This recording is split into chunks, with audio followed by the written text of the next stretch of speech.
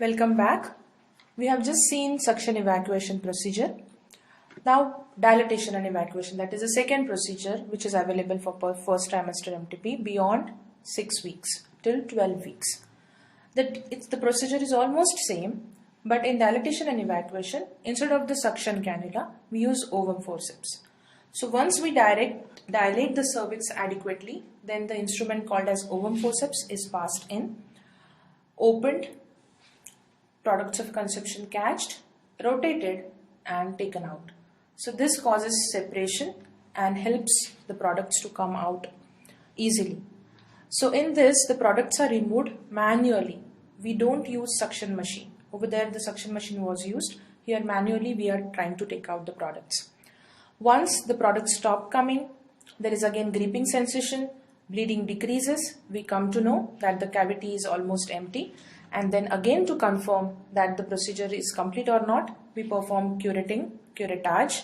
We curate all the uterine cavities, anterior, posterior, lateral wall, including the fundus. And if we get grating sensation all over. Similarly, once the decidua is removed and the curette starts striking against the myometrium or the basal layer of endometrium, a kind of grating sensation comes. Once we obtain this throughout the cavity, all over the cavity, then we consider that the procedure is complete. What are the complications? Immediate complications are there can be excessive hemorrhage because of either incomplete evacuation or because the uterus is atonic. There can be injury while we dilate the cervix.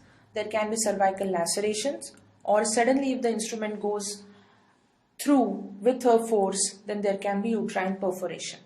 Uterine perforation can be with the dilator, it can be with the suction cannula, it can be with the curette. So we have to be very careful when we pass the instrument. Once you go inside, you should know the uterocervical length, how much it is, and then every time your instrument should not cross that particular length. Shock. If there is excessive blood loss, there can be shock. Even without anesthesia, if you try to dilate, there can be even cervical shock. Perforation is the commonest one, sepsis, hematometra, and increased morbidity in the form of PID or incompetence of cervix or septic abortion. Late complications like pelvic inflammation, I already told you PID, infertility, cervical incompetence, or if the curettage is overzealous and very vigorous, then there will be uterine synechia formation. Now, what is the difference between these two procedures? One is suction evacuation and dilatation evacuation. We are repeating it again. Suction evacuation is machine operated, dilatation is manually done. In suction evacuation, suction cannula is used, and in dilatation and evacuation, ovum forceps are used. Suction takes less time, dilatation takes more time, and suction, the complication is perforation, and even this procedure, the complication is perforation, as both the procedures are blind. Now let's see what are the second trimester method of termination. That means beyond 12 weeks. Usually from 12 weeks till 16 weeks, we consider it as gray zone. We don't do any termination beyond 12 weeks till 16 weeks because the oxytocic receptors or oxytocin receptors are not well formed. So the second trimester methods are not very effective and the baby is too big for first trimester methods.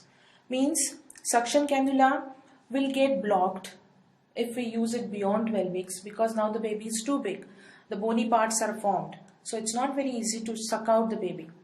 That's why I told you that first trimester methods are not sufficient or good enough for sucking out this big baby, and second trimester method are not very effective because oxytocin receptors are not in enough quantity. So from 12 to 16 weeks we call it as gray zone. We try to avoid MTP in this duration. We call the patient at 16 weeks so that response to the drugs which we are going to use is maximum, and thus induction abortion interval can be lessened and procedure can be complete. So what are these medical methods? Prostaglandins, PGF2 alpha, 250 microgram every 3 hourly we can use. Then there are medico-surgical methods, that is extra-amniotic or intra-amniotic instillation of certain drugs which will act, lead to contractions and abort the products of conception. Extra-amniotic methods, there can be instillation of ethacridine lactate or prostaglandins or just simple Foley's catheter. If it is introduced and the bulb is inflated with 30 cc, it acts as a mechanical separator, it acts as a foreign body over there, then initiates the process of expulsion. Intra-amniotic method, we can instill prostaglandins, hypertonic saline, hypertonic dextrose, urea mannitol solutions intra-amniotically. Prostaglandin use is more common, but in comparison with intra-amniotic instillation, extra-amniotic is much commonly done. And what is the surgical method for second trimester abortion? That is called as abdominal hysterotomy. Now let's see extra-amniotic method. In this method, we catch hold of the cervix around 16 weeks. We have asked the patient to come around 16 weeks. Investigations we have already done.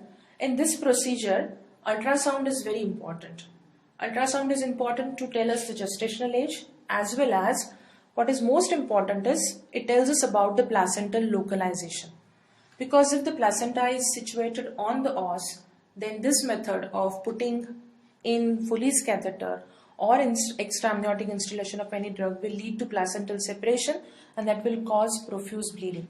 So we have to know what is the placental localization.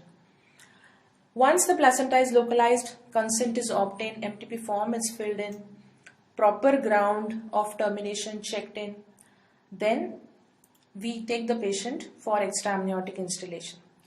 Nowadays, because of strict PCPNDT Act, second trimester abortions are under scrutiny. Only government hospitals or medical colleges are performing it.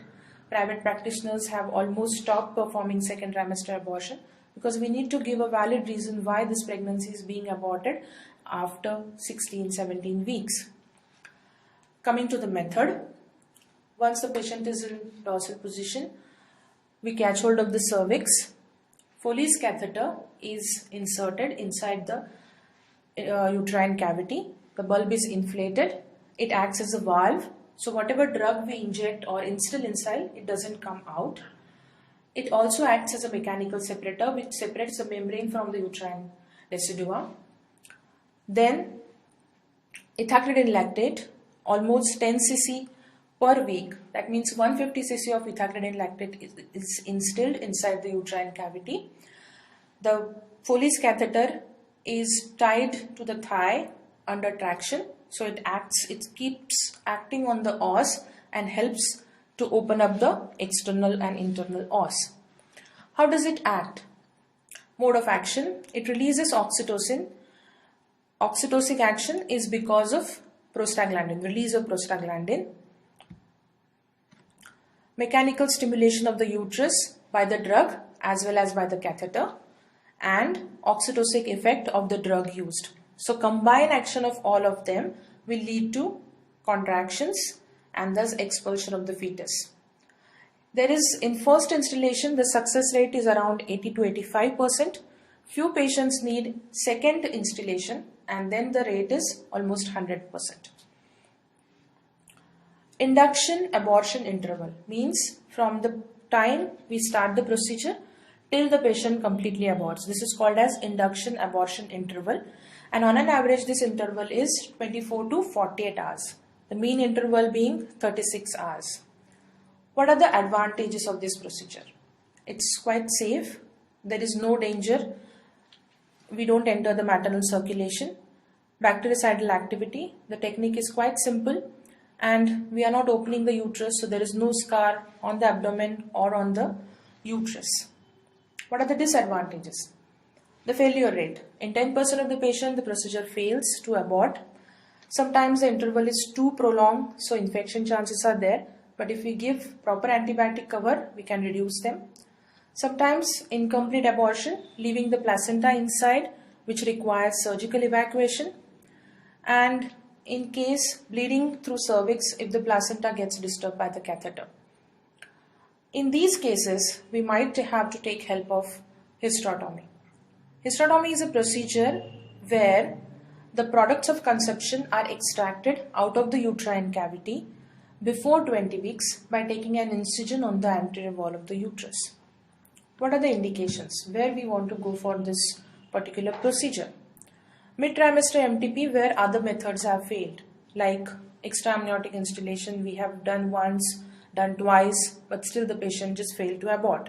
In that case, we have to go for hysterotomy. Or in case where the mid-trimester methods are contraindicated. If there is a fibroid situated on the lower segment which obstructs the baby from coming down, then we need to do. Or if there is placenta previa. I told you that placental localization is very important. If the placenta is sitting on the os, the moment we put catheter inside, there would be separation and bleeding would start. And there is no way we can control this bleeding. So in case of central placenta previa or when the placenta is exactly sitting on the os, we have to go for hysterotomy. Uterine anomalies, hysterotomy is preferred. Previous multiple cesarean section deliveries. If there is scar on the uterus, we are always afraid of giving prostaglandins or performing other methods of second trimester MTP because of fear of rupture uterus. So in that case, we can go for hysterotomy. And in very rare cases, if there is cervical cancer with pregnancy. What are the complications of hysterotomy?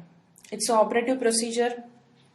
So whatever complication any operative procedure has, from anesthesia hazards to uterine bleeding to peritonitis, intestinal obstruction, all the complications are seen.